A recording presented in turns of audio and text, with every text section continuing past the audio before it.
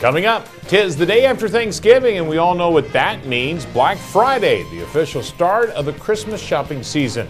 And Santa Claus was in town on Wednesday. We'll tell you why he was here. These stories and more next on 18 News.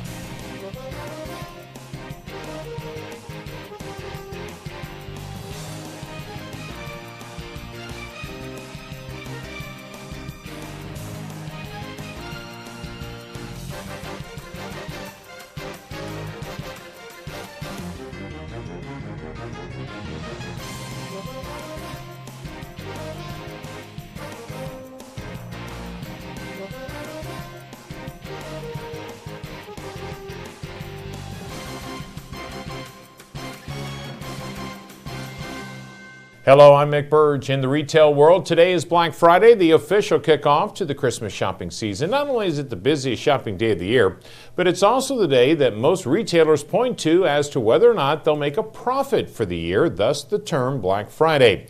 It's an early Black Friday this year. Numerous retailers, including the Jasper Walmart and K-Mart stores, opened their doors early last night. It's a move that got mixed reviews from shoppers. Some say the earlier shopping hours take store workers away from their families on Thanksgiving, but many shoppers love getting into the stores earlier than they would in the wee hours of the morning. Mark Kay is manager of the Jasper K-Mart store. He says it's been a great Black Friday for them. I had a lot of positive experience for the first time we've done it, so I think it's the trend. I think it's the way retailers are going today, and that's just going to be the future. Now, tomorrow is as equally as important for retailers, the day that is, known nationally as Shop Small Business Saturday. Shop Small Business Saturday focuses on small hometown retailers and the special value these stores offer shoppers away from the so-called big box national chains.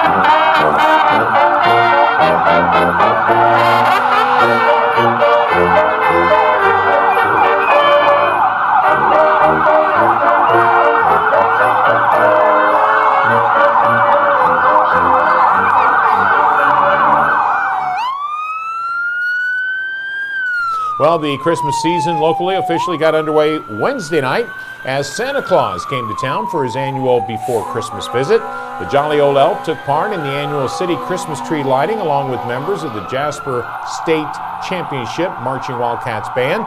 Santa also helped 5th Street kindergartner Emily Cockerham light this year's city Christmas tree. This year's tree donated by John and Lisa Birge. To be part of the celebration here, it's really an honor. And to see it like this, like we've never seen it before, it's really pretty cool.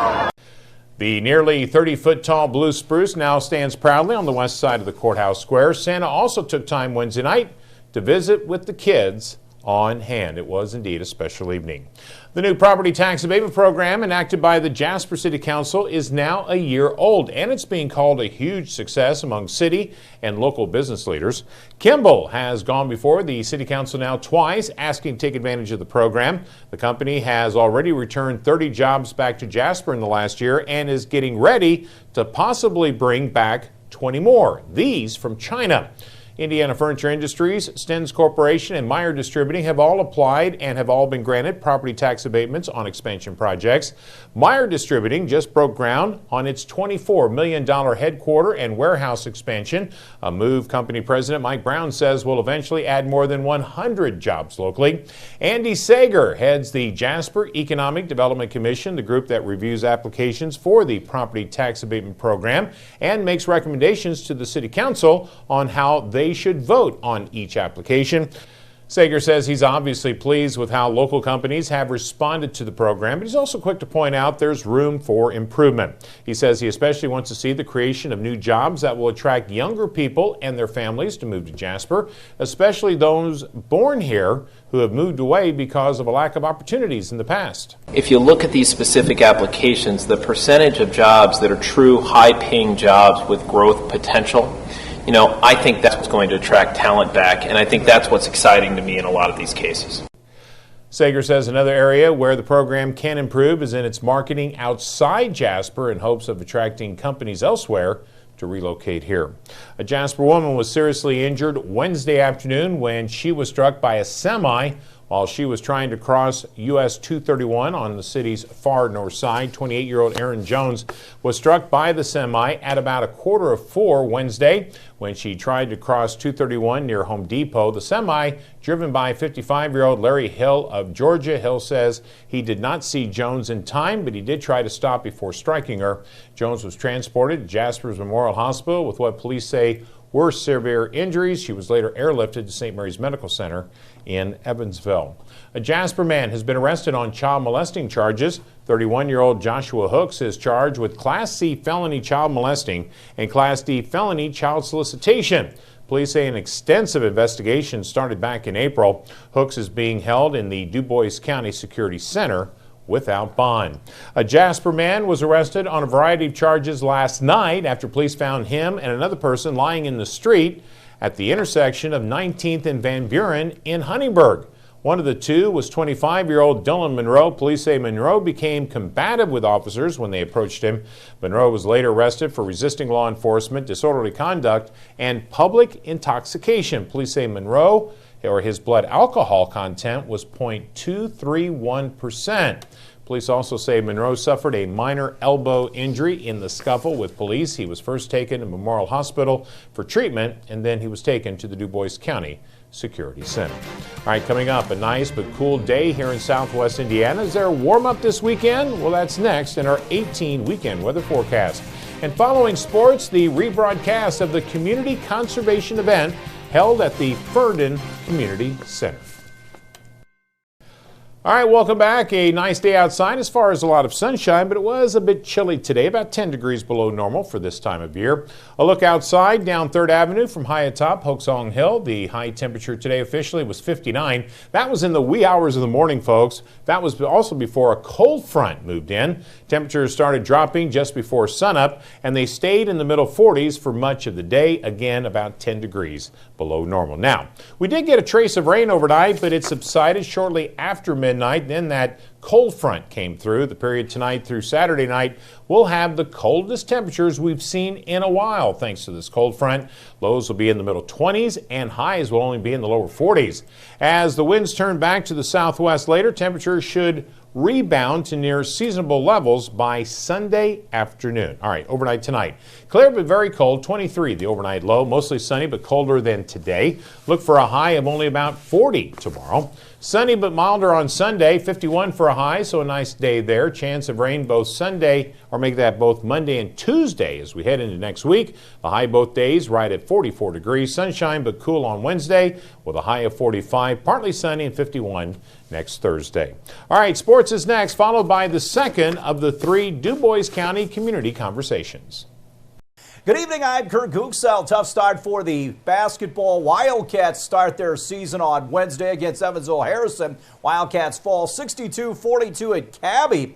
It was tied at 10 after 1, and the Wildcats actually took a 23-22 lead at the intermission on a Nick Gobert 3 at the horn. Then it was all Harrison in the third quarter. They outscored the Wildcats 22-7. In that stanza, sophomore Stanley Duncan led Harrison with 22, including 13 in that decisive third quarter. Ernie Duncan had 16. Mark Giesler paced the Wildcats with 16, with 12 coming in the first half. At 0-1, the Wildcats will play at Mount Carmel next Saturday night.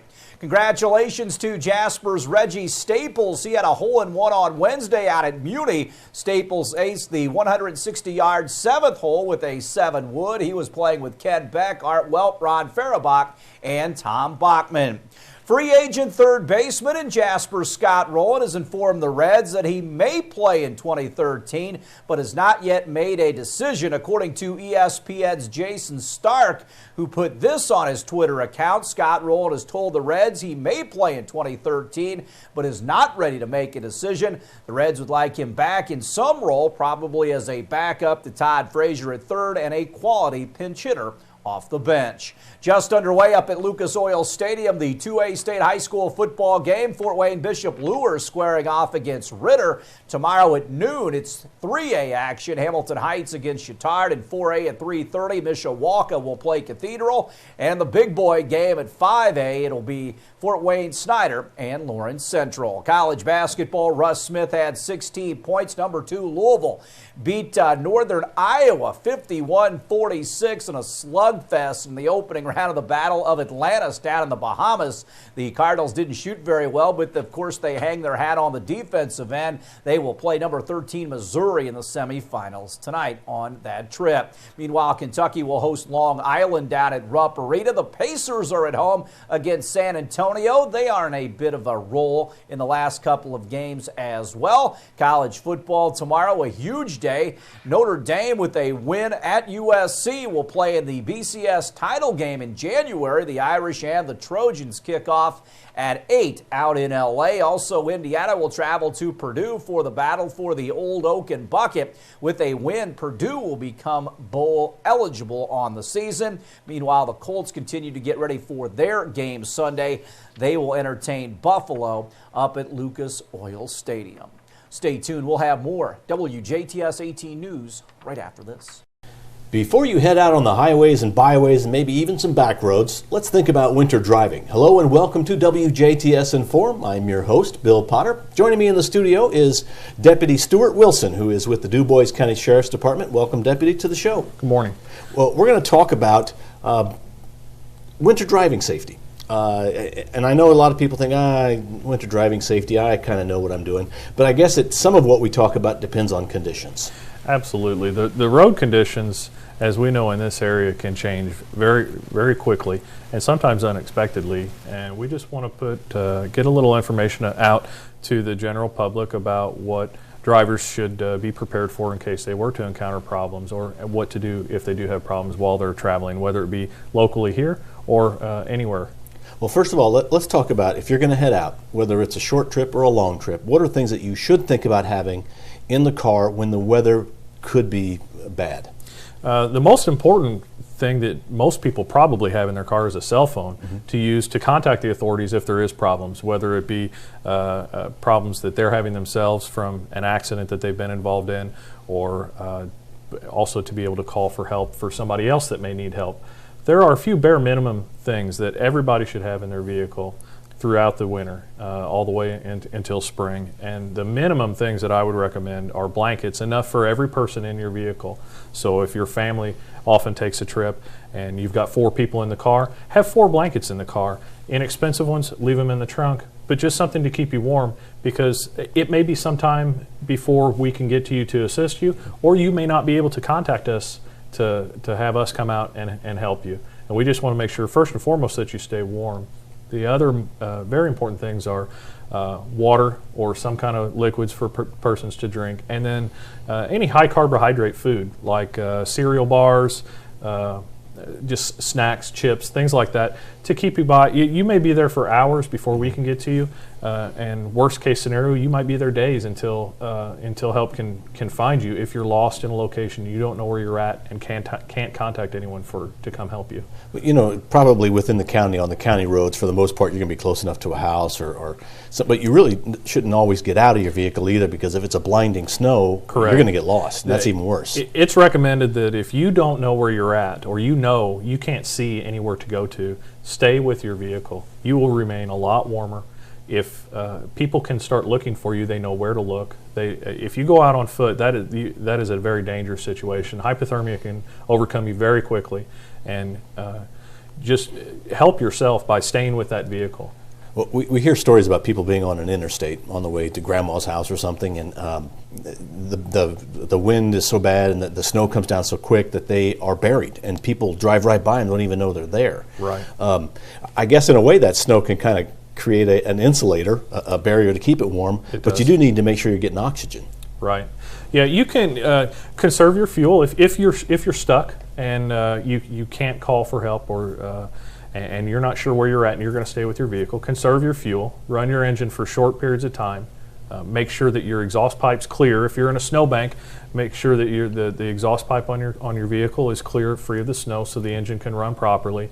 And conserve that as much as you can.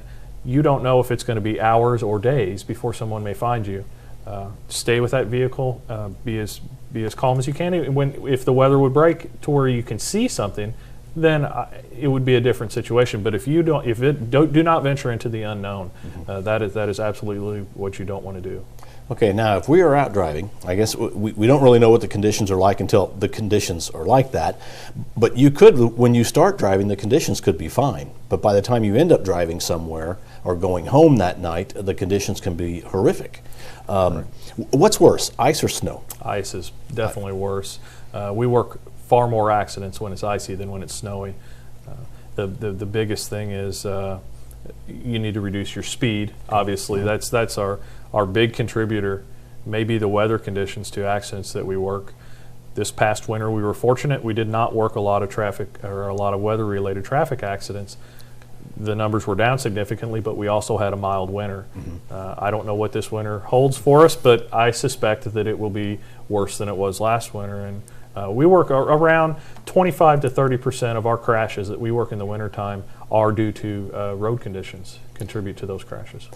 And those crashes, are they generally very serious in nature, or a lot of times are they fender benders? The biggest part of them is where someone has just simply slid off the road. And they may not even require a police report. They just need someone to help them get towed back on. They can contact our dispatch, and our dispatch can send a wrecker out to them. We can sometimes come out and just simply assist a motorist. But we have also worked fatalities that happened on snow-covered or ice-covered roadways.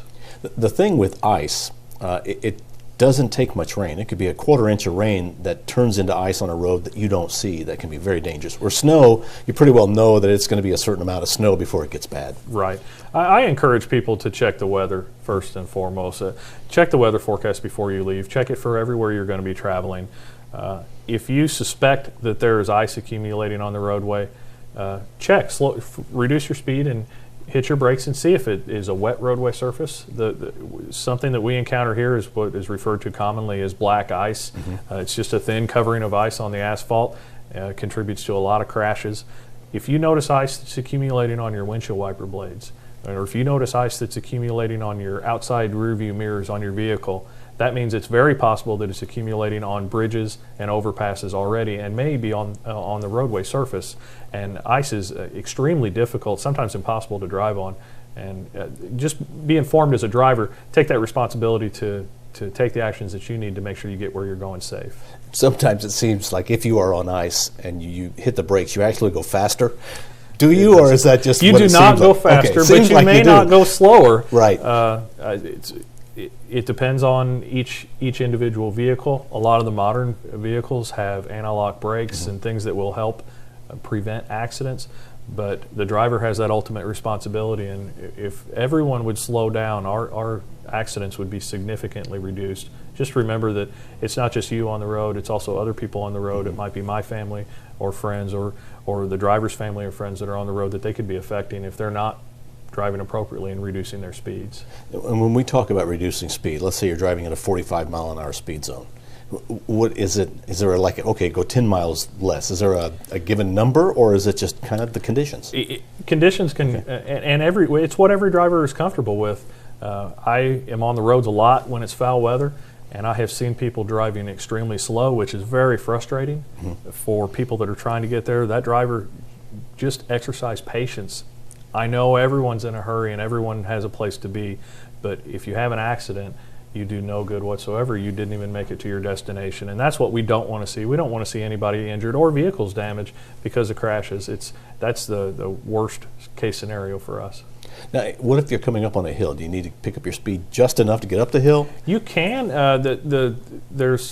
You can pick up your speed and maybe get to the top of a hill. I don't recommend using the gas or the brake to as much as you can. Okay. Try to be gentle with the pedals. Try to not hit the brakes very hard. Try to not hit the gas very hard. Try to not put a lot of steering. If you start to slide, don't turn the wheel all the way one direction or all the way the other direction. If your tires are not gripping, it's not going to do you a bit of good to give it gas, hit the brakes, or turn the wheel. You're just going to have to wait until that slide is back under control. And the city street and the county street and the highway departments work really hard to be able to keep the roads clean and salted, or they use that new brine chemical that they put on way ahead of time. Right. But still, when it comes down at a certain speed and certain conditions, it can make it very dangerous. Yeah, under a certain temperature, and I think that temperature is around 15 degrees, the salt and the brine mixtures pretty well cease to function. So in very cold weather, it doesn't matter how much treatment is on the road, they are still going to become icy. Now, they can make it easier for the highway departments to clear, whether it be the state highway or the city or the county, but just bear in mind that that responsibility is going to be on the driver to make sure that they travel their roadway as cautiously and as safe as they can. And I guess one of the craziest things to do would be to pass a street department truck. We have had, I discourage overtaking any vehicle in the snow. We've worked accidents where people were passing that one slow driver that was holding them up on their way to work in the morning or wherever they're headed to. And overtaking a plow vehicle is extremely dangerous. That plow is as wide as the lane of the road, and especially in the snow, you may not be able to see where those lane markers are, nor can that plow driver. He is not 100% sure where those lane markers are, and just be patient with them. I encourage people to stay on the main traveled roads. The state highway works very hard to ensure that certain roads are cleared first, and those major routes are US 231, State Road 162, and State Road 64. Then they will start focusing on other roads. Our county highway does similar, where certain county roads are focused on first. So if you live on a secondary road, just be aware that you may encounter some rough conditions until you get to that main road. Don't take the back road to work. Take the highway. Leave yourself a lot of extra time. If you know it's snowy or poor conditions outside, and you need to, normally your drive to work is 15 minutes, leave yourself 30 minutes or 45 minutes. It's never going to hurt to be there early and arrive safely. Is there anything else, Deputy Wilson, that you'd like to add? One thing I want to add is if you encounter, whether it be state highway workers or a wrecker service or somebody from a police department that's investigating an accident or where something has happened, please use as much caution as you can, slow down as much as you can. If you're not sure what you need to do at a scene, stop and ask. The biggest danger we face as police officers is other traffic on the roadway. And nobody wants to be involved in that kind of traffic accident, but we just encourage people to move over and slow down. There is a state law that covers that, and just heed extra caution to it if the weather is foul. Well, if the weather is foul, as you mentioned, remember, slow down, leave a little early, plan ahead, and if you do see emergency vehicles, please use extreme caution and slow down a whole lot more, or even stop if you have to. All right, Deputy Wilson, we have had as our guest on WJTS Inform, and we're talking about winter weather driving. We hope you stay safe this winter. Thanks to Deputy Wilson for coming in and doing the show. Thank you for watching. This is WJTS Inform. We are local people watching local people. All right, finally this evening, how much is the traditional Christmas going to cost this year? Well, according to PNC Financial, all the items repeated in the song, The 12 Days of Christmas, will cost more than $107,000 this year. That's up 6% from a year ago. Half the items are higher, including the pear tree, the gold rings, and the French hens. The 7 swans will set you back the most, $7,000, followed by the 9 ladies dancing at nearly $6,300. The 12 drummers, a relative bargain at just under $2,800. No price change for 6 of the items. The partridge, still the cheapest at $15. The 8 maids of milking still come in at $58 each because the minimum wage has not gone up. For Kurt Goodsell, Bill Potter, and all of us here at TV 18, I'm Mick Birge. Thanks for watching.